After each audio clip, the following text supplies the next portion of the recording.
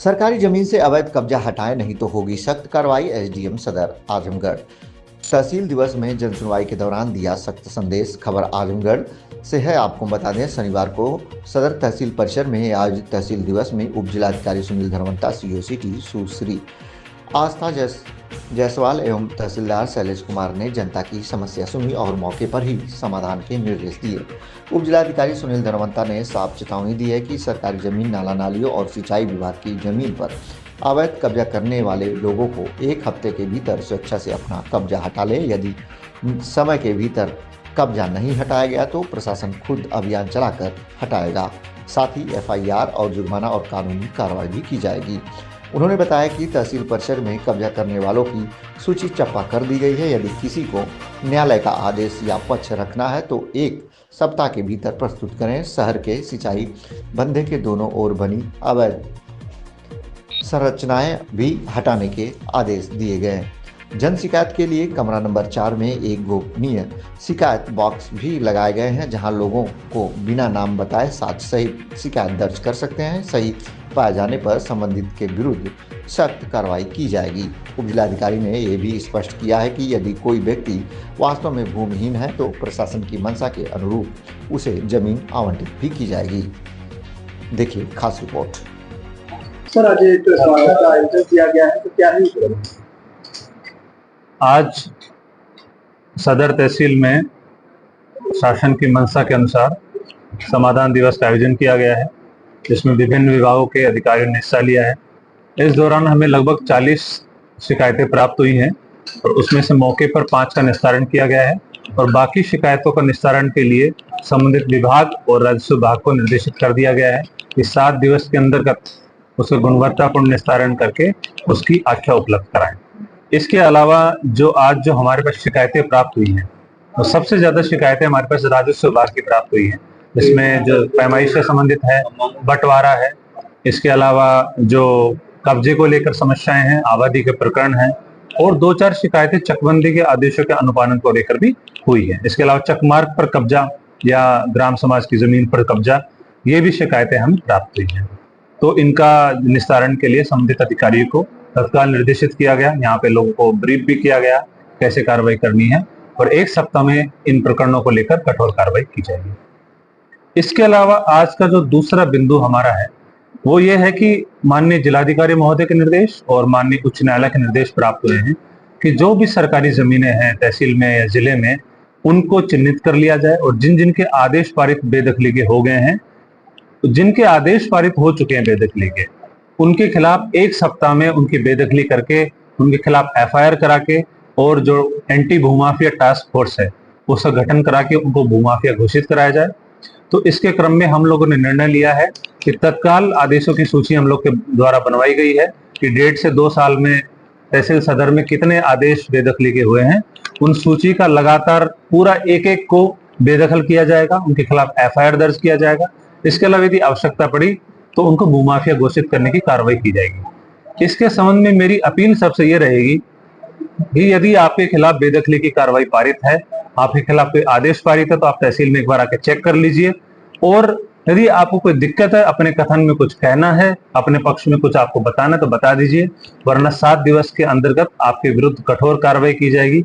और यदि आपके द्वारा अतिक्रमण स्वयं हटा लिया जाता है तो उस कार्रवाई को नहीं किया जाएगा, लेकिन यदि आपके द्वारा स्वयं नहीं हटाया जाता उसको अतिक्रमण को, तो कठोर से कठोर कार्रवाई की जाएगी। इसमें कोई भी ढिलाई नहीं बरती जाएगी।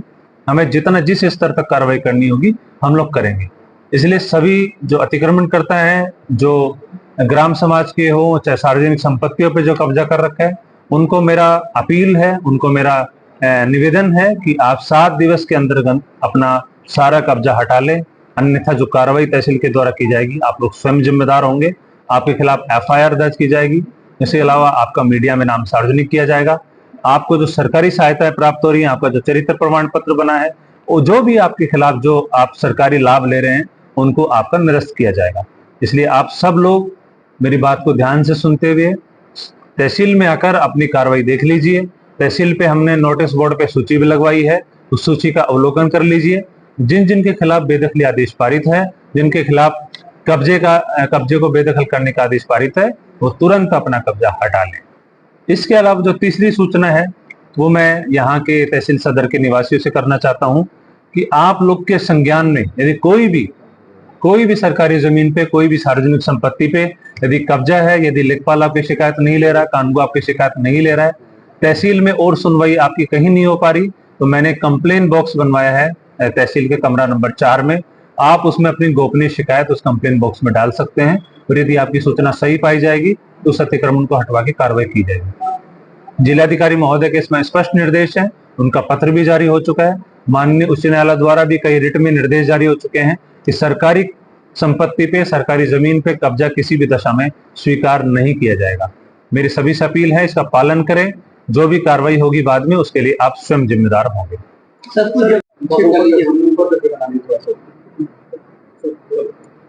शहरी क्षेत्रों में मैंने भ्रमण के दौरान पाया है कि जो अंदर जो शहर में जो रास्ते हैं, नालियां हैं, उनको दुकानदार लोग, इसके अलावा कुछ आवास बनाने वाले लोग उसको ढक दिए हैं, उनको पाट दिए हैं, उनको अवरोध कर दिए हैं।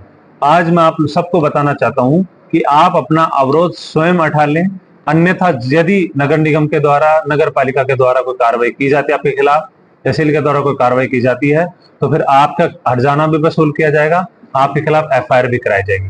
इसके अलावा जो बंदा है हमारे शहर का, उस बंदे की सेंट्रल लाइन से जितना बाढ़ खंड की जमीन है, जितने सेंट्रल लाइन से बाढ़ खंड का जितना मीटर जमीन बनता है, वहां पर लोग कब्जा कर रखे हैं। मैंने देखा है बहुत सारे प्रतिष्ठान बने हुए। मैं सबको चेतावनी देना चाहता हूं कि आप तुरंत बाढ़ खंड जाके अपना सेंट्रल लाइन से नपवा लीजिए। यदि 1 सप्ताह के बाद में किसी का भी शहर के बंदे पे अतिक्रमण पाया जाता है, यदि वहां पे जाम लगता है, तो आपके खिलाफ कठोर से कठोर कार्रवाई की जाएगी, FIR कराई जाएगी, आपको भूमाफिया घोषित किया जाएगा। इसलिए बंदे पर जो स्पेशली जिन लोग का अतिक्रमण है, वो लोग अपना अतिक्रमण आज ही बाढ़ खंड से संपर्क करके तुरंत हटा लें। देखिए, ग्रामीण क्षेत्रों में यदि कोई नाले पे कब्जा है, ग्रामीण क्षेत्रों में यदि कोई नाले पे कब्जा कर रखा है तो उसके खिलाफ हम लोग 67 की कार्रवाई दाखिल करवा रहे हैं। इसके अलावा यदि शहरी क्षेत्र में कोई नालों पे कब्जा किया है, दुकान बनाया है, अपना CD बनाया है, तो मैंने EO को निर्देशित किया है कि आप तुरंत मेरे सामने उनकी पत्रावली रखिए और उनके खिलाफ PP एक्ट में या अन्य अधिनियम में जो कार्रवाई होगी पारित की जाएगी। उनको नोटिस देके जो सम्यक प्रक्रिया उसका पालन करके उनको बेदखल कर दिया जाएगा और उनके खिलाफ FIR तक दर्ज कराई जाएगी। सर, जो सरकारी जमीनों की बात हो रही है, कब्जे की बात हो रही है, कुछ मामले ऐसे हैं सर जिसमें पब्लिक के एंगल से ये बताया गया है कि रिप्लेसमेंट की भी बातें की गई है कि वो अपनी जमीनें कहीं और देकर के उसको शिफ्ट कराने की कोशिश की है। इसको किस तरीके से देखा जाएगा और किस तरीके से आपके द्वारा मांगा जाएगा? देखिए, बेदखली का आदेश पारित होने के बाद भी यदि आप अनुतोष चाहते हैं तो सक्षम न्यायालय के आदेश के बिना बेदखली आदेश खारिज नहीं होगा। यदि आपके पास सक्षम न्यायालय के आदेश है या आपके पास डॉक्यूमेंट्स हैं ऐसे सक्षम जो आप दिखाना चाहते हो, तो आप तहसील सदर में आके दिखा सकते हैं। यदि आपके पास कोई भी अपने समर्थन में कागज नहीं है तो आप अपना स्वयं कब्जा हटा लीजिए, अन्यथा फिर कठोर कार्रवाई की जाएगी। अगर कोई विनिमय के लिए पात्र नहीं है तो उसको विनिमय का पात्र नहीं दिया जाएगा। हाँ, यदि कोई पट्टे के लिए पात्र है, कोई गरीब व्यक्ति है, कोई भूमिहीन व्यक्ति है और ग्राम समाज की जमीन पे कब्जा है और उसके पास कहीं आवास रहने का नहीं है, तो माननीय शासन के इसमें निर्देश हैं कि बेदखल भूमिहीन व्यक्तियों को ना किया जाए और उनको समुचित रूप से पट्टा देके उनको बसा के तब ही कार्रवाई की जाए। हम उस शासनादेश का पूरा पालन करेंगे और जो नियम निर्धारित करेंगे, जो हमारी प्रक्रिया निर्धारित है, जो राजस्व संहिता में जो हमें निर्धारित किया जाता है, उसी के अनुसार कार्रवाई करेंगे और जो लोग अपात्र हैं उनके खिलाफ कठोर से कठोर कार्रवाई की जाएगी।